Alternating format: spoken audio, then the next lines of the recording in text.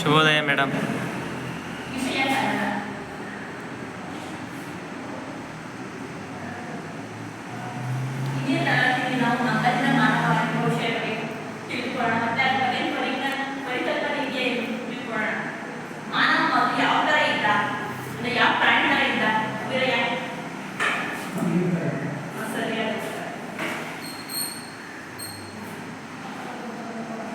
ಮೊದಲು ಮನುಷ್ಯ ಒಬ್ಬ ಮಾನವನ ಮುಂಚೆ ಒಬ್ಬ ಮನುಷ್ಯರ ಇದ್ದ ಈ ತರ.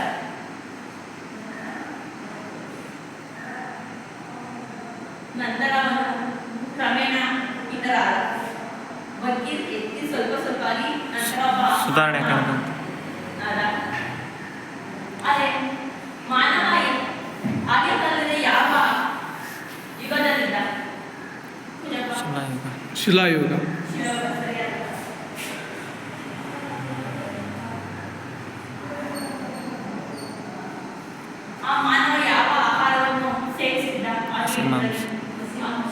ಮಾಂಸ ಗೆಡ್ಡೆ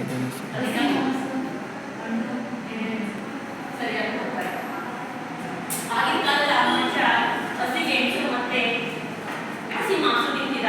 ನಂತರ ಅವನು ಬಟ್ಟೆ ಧರಿಸುತ್ತಿರುವ ವಿರಯ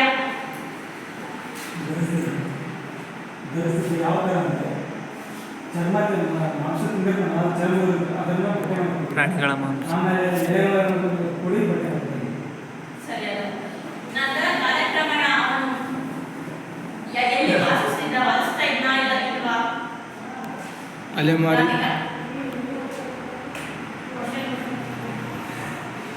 ಅವನು ಎಲ್ಲಿ ವಾಸಿಸ್ತಿದ್ದ ಅಂದ್ರೆ ಒಂದೇ ಪ್ಲೇಸ್ ಅಲ್ಲಿ ನೆಲೆಸ್ತಿದ್ನ ಇಲ್ವಾ?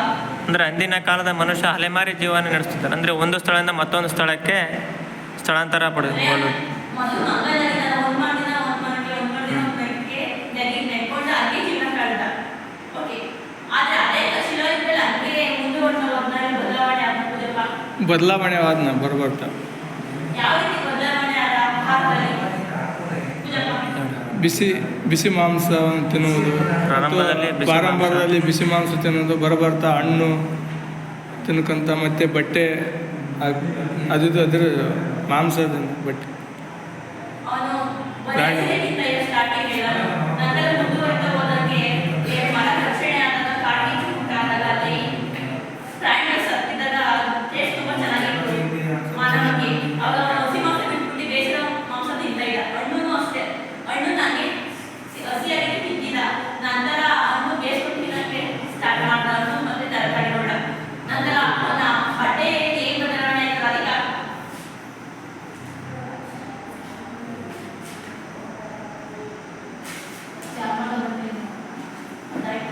ಅವನಿಗೆ ಯಾವ ಥರ ಬದಲಾವಣೆ ಆಗಿದೆ? ಚರ್ಮ ಇತ್ತು, ಎಲೆಗಳಿಂದ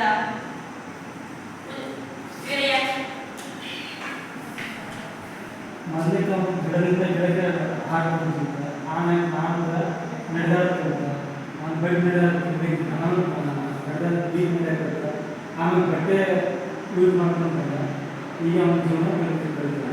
ಅದು ಬಟ್ಟೆ ಯೂಸ್ ಮಾಡಕ್ಕೆ ಸ್ಟಾರ್ಟ್ ಮಾಡ್ದ ಅಲ್ಲಿಂದ. ಬಟ್ಟೆ ಯಾವ ಥರ ಬಟ್ಟೆ ಇದೆ? ಬಟ್ಟೆಗಳು ತುಂಬ ಇದೆ, ಗಿಡಗಳಿವೆ, ಬಟ್ಟೆಗಳಿವೆ. ಯಾವ್ಯಾವ ಇಲ್ಲಪ್ಪ? ಅವಂದರೆ ಕಾಟನ್, ರೇಷ್ಮೆ, ಹತ್ತಿ ಬಟ್ಟೆ, ಉಣ್ಣೆ ಬಟ್ಟೆ, ಉಲ್ಲನ್, ಕಾಟನ್, ಆಮೇಲೆ ಹತ್ತಿ, ರೇಷ್ಮೆ, ಉಣ್ಣೆ ಬಟ್ಟೆ ಅಂದರೆ ಉಣ್ಣೆ ಬಟ್ಟೆ ಇದೆಲ್ಲ ಯೂಸ್ ಮಾಡ್ತಾರೆ. ಈಗ ಪ್ರೆಸೆಂಟ್ ಅಲ್ಲಿ ನಾವು ಬಳಸ್ತಾ ಇದೀವಿ. ಹತ್ತಿ ಬಟ್ಟೆ ಮತ್ತು ರೇಷ್ಮೆ ಬಟ್ಟೆ, ಕಾಟನ್ ಉಣ್ಣೆ ಬಟ್ಟೆ ಎಲ್ಲರೂ ಯೂಸ್ ಮಾಡ್ತಾ ಇದೀವಿ ನಾವು ಇವಾಗ. ಆದ್ರೆ ಇವಾಗ ನಾವು ಯೂಸ್ ಮಾಡ್ತಾ ಇದೀವಲ್ಲ ಬಟ್ಟೆ, ಅದು ತುಂಬಾ ವಿಧಗಳಿವೆ. ಈಗ ನಾವು ಪ್ರೆಸೆಂಟ್ ಪುರುಷರಿಗೆ ಮತ್ತೆ ಬೇರೆ, ಸ್ತ್ರೀಯರಿಗೆ ಬೇರೆ ಬಟ್ಟೆ ಯೂಸ್ ಮಾಡ್ತೀವಿ. ಪುರುಷರು ಯಾವ ಥರ ಬಟ್ಟೆ ಹಾಕೋತಾರೆ? ವಿನಯ ಪ್ಯಾಂಟ್, ಶರ್ಟ್, ಕುರ್ತಾ, ಧೋತ್ರ, ಕಡ್ಡಿ ಈ ಥರ ಸರ್. ಅದು ಯಾವ್ದು ತಯಾರು ಮಾಡ್ತಾರೆ? ಮಿಷಿನ್ ನೋಡಿದ್ದೀರಾ? ನೋಡಿ, ಇದೇ ಆ ಮಿಷಿನ್. ಇದರಿಂದಲೇ ಶರ್ಟು, ಪ್ಯಾಂಟು ಇವೆಲ್ಲ ಹೊಲಿಯೋದು. ಅದಕ್ಕೆ ಸ್ತ್ರೀಯರಿಗೆ ಯಾವ ಥರ ಬಟ್ಟೆ ಯೂಸ್ ಮಾಡ್ತಾರೆ? ಸೀರೆ, ಪ್ಯಾಂಟ್ ನಮಗೆ ಸೀರೆ ಹೊಲಿಯೋ ಮಿಷನ್ ಇಲ್ಲ.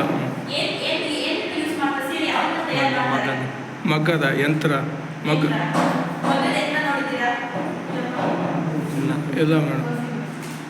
ಇದು ಸೀರೆ ತಯಾರಿಸುವ ಮಗ್ಗದ ಯಂತ್ರ. ನೂಲ ರೇಷ್ಮೆ ನೂಲು ತೆಗೆದು ಇದನ್ನ ಮಗ್ಗ ರೆಡಿ ಮಾಡ್ತಾರೆ.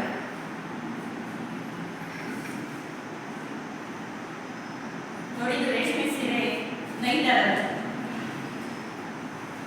ಇನ್ನೇನ ಘಟಕ ಬಂದ್ರೆ ಮಗ್ಗದ ಸಾಧನೆಗಳು.